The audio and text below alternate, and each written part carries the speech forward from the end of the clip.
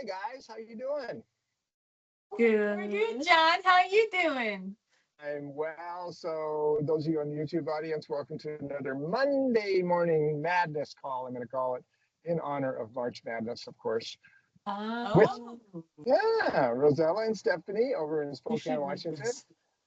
And for those of you who don't know, what's the Cinderella team that always comes out of the Spokane area for March Madness? Gonzaga. Let At me say that again. Gonzaga Bulldogs, always there. Gonzaga, not Gonzaga. Gonzaga. Oh, yeah, that's right. And these ladies know, that's for sure. Because they're And it's from Gonzaga grounds. Spokane, not Spokane. That's a good clarification. All right, what are we going to talk about today? All right. Today we're going to talk about Hillyard. Bum, bum, bum, bum. Oh, I've been waiting for this. I know there's some history here in Hilliard. That is so cool. Yes. It's All such right, a fun little area that what we should she know. knows a lot about. And then I have some family that grew up there and all the fun things. So, anyways, yeah, tell us about it, Rosella. All right, so guys. All right, 1892 is when Hilliard became an established area and community. 1892. It was actually established outside of the Spokane area because the Northwest Railway, they needed a spot outside of city limits so that they could avoid the municipal taxes. Oh, Yeah, let me see if it works. yeah. I'll keep going. Any of So, that. That's very interesting. yep, 1892 is when the Northern Great Railroad came in. It was built, and Hilliard had one of the largest facilities to repair and work on the trains. So it had a huge lot and a lot of area that it was just for the railroad. However, in 1924 is when it joined Spokane City. And then in 1924 is when its first public library was also built once it joined the city. Happening However, kind of. yeah.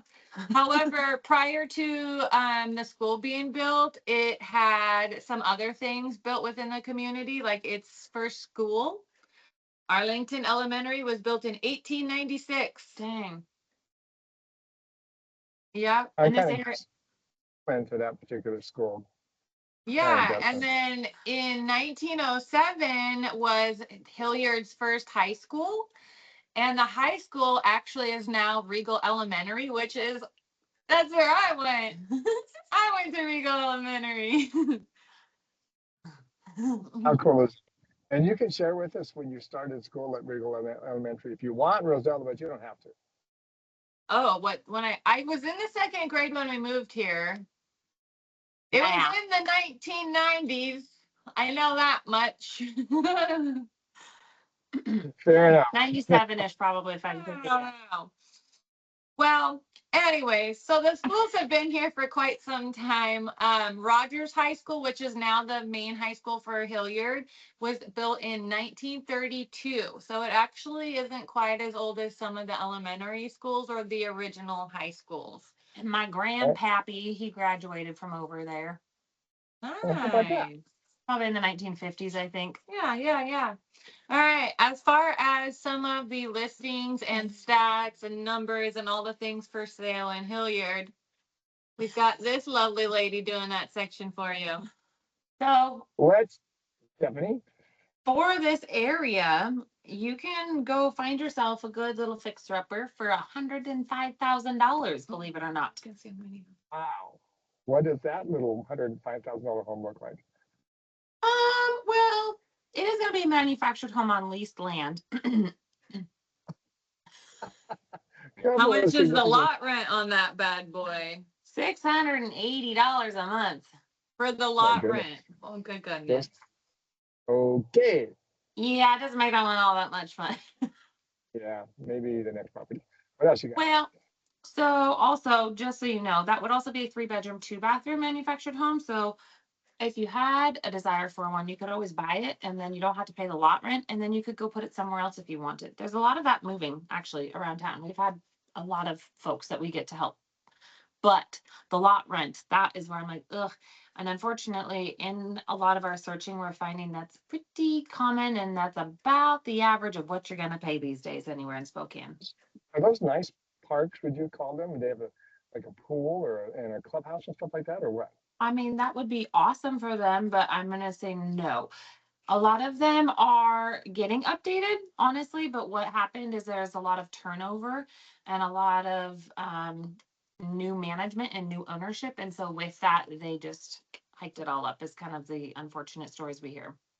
Okay. So All right. some of them, I will say though, they are trying to improve them, which is the intent, which is also like that is requiring new amenities to be updated, stuff like that, because oftentimes they're on like a shared well system or something like that.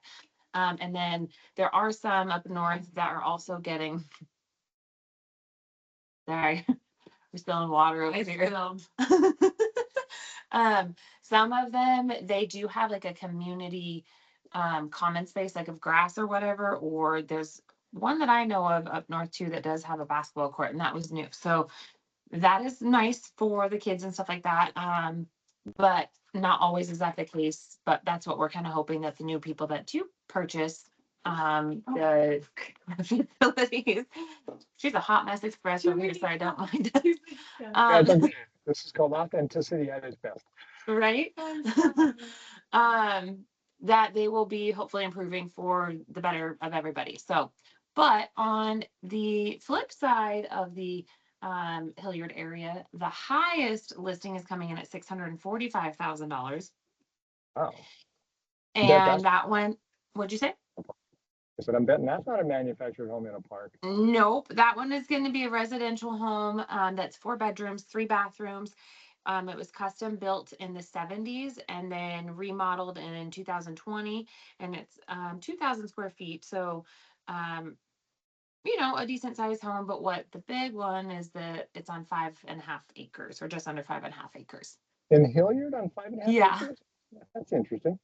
Some of those older homes were like little old farm homes, like you're on just the outskirts of Hilliard on the northern end too. Yeah. I think there's 36 total bad boy homes on the market in Hilliard. Bad boy homes. I love it.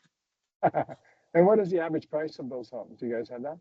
320,000. All right. And remind us all, what's the average price for a home in Spokane greater area? 425-ish. 450. 450. I feel like it jumped up. That's quite a difference, isn't it? Yeah. Yes. Now, are those mobile homes, are they in that average? Are they pulling it down? I don't know that it's manufactured homes as a whole, because there aren't a lot of them. I think that area, just community wise, is just a lower price point community that you can get into. The homes are quite a bit older. Like that community started in the 1800s. One of the homes right now that I'm working on is built in the 1900s. There are a couple newer communities, but for the most part, those homes are just older homes, smaller homes. It's just going to be the price point because of what's there in community. But it's a fun little area because there's, like we mentioned, there's schools, there's libraries, there's one little area as well that they have different shops and eateries and stuff like that. So it's a good little area. Do you happen to have the appreciation rate of Hilliard compared to Greater Spokane and see how they compare? That's a really good question. You mean like, has it maintained its price? Like, has it risen at the same rate? Yeah, or maybe because it's a lower price, maybe it's risen at a higher percentage, right? Do you know that? I would say it probably rose at the same healthy rate that every other community, because Spokane has so many different patches of older communities within. It's not the only old community, and the reasons why it's a lower price point. We have other communities spread equally without that. I would think that it would rise with all of those equally. There's nothing specifically there to make it be a low price point other than those simple things that we talked about. Yeah. All right. Fair enough. Nice try. And anything more you want to share about Hilliard? Oh, I know. Go ahead. One thing when you're looking at Hilliard, even when you're researching Hilliard, Hilliard has always had a rough and tumble like outlook and had just that, appeal and reputation. And the reason why, and I had learned this, it used to have that reputation is when the railroad came through and built it, a lot of men came here to work and live, but their families didn't come with them. So you got a lot of men coming here and then just kind of, breeding that little bit of a redneck rough and tumble, like I said, culture. And then when the families started coming and the schools were getting built, it kind of just kept it. And so even now today, people that live there kind of still have that reputation, which is part of Hillyard, and they really like it. That's kind of cool. And that's actually what I was going to ask about, because I remember that it does have that reputation, and that explains it. That's very interesting. Yep. That's where it came from. It's a very Makes sense. Railway industrial, heavy center of workers. Yep.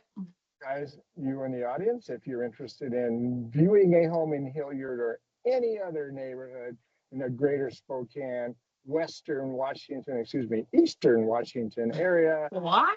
two ladies to call. Yeah, sorry. I bet you probably show them Western Washington too, but Eastern is probably more appropriate here, I'm guessing. It is indeed. Thank you. Thanks, ladies, for your time today. I always appreciate it. Yep. Later, bye. Bye-bye.